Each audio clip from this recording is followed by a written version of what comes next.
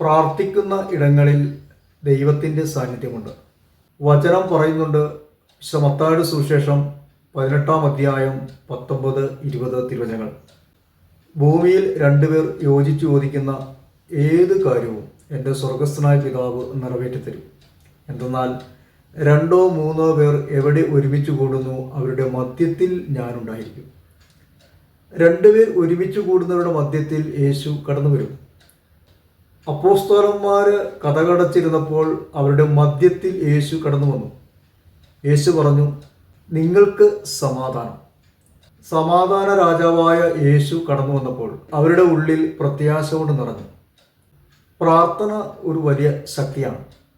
വ്യക്തിപരമായ പ്രാർത്ഥനയിലും ഒരുമിച്ചുള്ള പ്രാർത്ഥനയും വളരെ ശക്തിയും പവറുമുണ്ട്. പ്രത്യേകിച്ച് ഒരുമിച്ചിരുന്ന് പ്രാർത്ഥിക്കുമ്പോൾ, കൂട്ടമായിട്ട് യേശുവിൻ്റെ നാമത്തിൽ പ്രാർത്ഥിക്കുമ്പോൾ പരിശുദ്ധാത്മാവിൻ്റെ വലിയൊരു സാന്നിധ്യം, കൃപ കടന്നു വരുന്നുണ്ട്. ദൈവം ഏകനാണെങ്കിലും ദൈവത്തിൽ 3 വ്യക്തികളുണ്ട്. പ്രപഞ്ചത്തെ ദൈവം സൃഷ്ടിച്ചു കഴിഞ്ഞപ്പോൾ ദൈവം എന്താ പറഞ്ഞത്?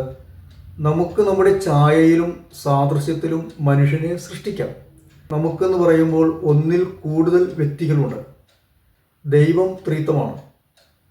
ത്രിത്വത്തിൻ്റെ കൂട്ടായ്മ, അതാണ് പ്രാർത്ഥനാ കൂട്ടായ്മ. യേശുവിന് 12 ശിഷ്യന്മാരുണ്ടായിരുന്നു. 12 മാത്രമല്ല, അതിൽ കൂടുതൽ ശിഷ്യന്മാർ യേശുവുണ്ടായിരുന്നു. താൻ പോകാനിരിക്കുന്നിടത്തേക്ക് 72 പേരെ തിരഞ്ഞെടുത്ത് 2 പേരായി അവിടെ നയിച്ചു. അവിടെയും നാം കാണുന്നത് ഒന്നിൽ കൂടുതൽ വ്യക്തികളാണ് ഈശോ അയക്കുന്നത്. ഒന്നിച്ചുള്ള പ്രാർത്ഥന, സ്തുതിപ്പ്, ആരാധന, അത് ദൈവസാന്നിധ്യം കടന്നു വരുന്ന വഴികളാണ്.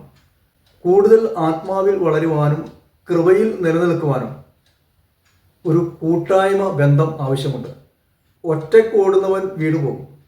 എന്നാൽ കൂട്ടമായിട്ട് മുന്നോട്ട് പോകുമ്പോൾ ഒരു തിന്മയുടെ ശക്തിയും അവരെ കീഴടക്കില്ല. പരിശുദ്ധാത്മാവിൻ്റെ ശക്തമായ സാന്നിധ്യം കടന്നു വരുവാൻ ഒരുമിച്ചിരുന്ന് നമുക്ക് പ്രാർത്ഥിക്കാം. അപ്പോസ്തല പ്രവർത്തനം 2-ാം അധ്യായം 1 തൊട്ടുള്ള വചനങ്ങൾ.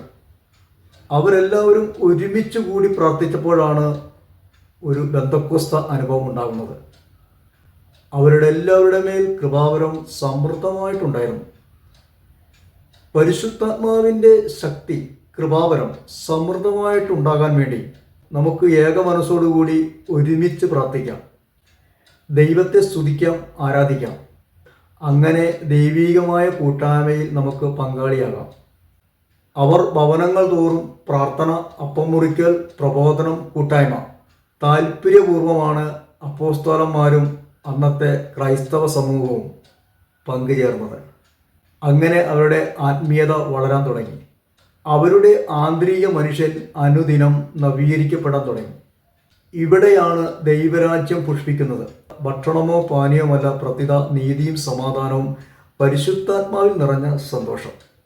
ആദിമസഭയിലെ ക്രിസ്ത്യാനികൾ ഈ അനുഭവത്തിലൂടെ കടന്നുപോയവരാണ്. നമുക്കും ഒരാത്മാവും ഒരു ഹൃദയവുമായിട്ട് ഒരുമിച്ച് ചേരാം. ദൈവത്തിൻ്റെ കൃപയും സമാധാനവും സമൃദ്ധമായിട്ട് കടന്നു വരട്ടെ.